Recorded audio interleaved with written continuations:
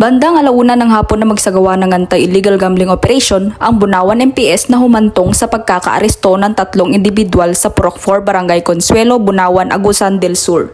Kinilala ang mga naaresto na sina alias Ronald, 54 na taong gulang, alias Leonardo, 55 taong gulang, at si alias Joselito, 44 taong gulang, na pawang mga residente ng Barangay Consuelo, Bunawan, Agusan del Sur.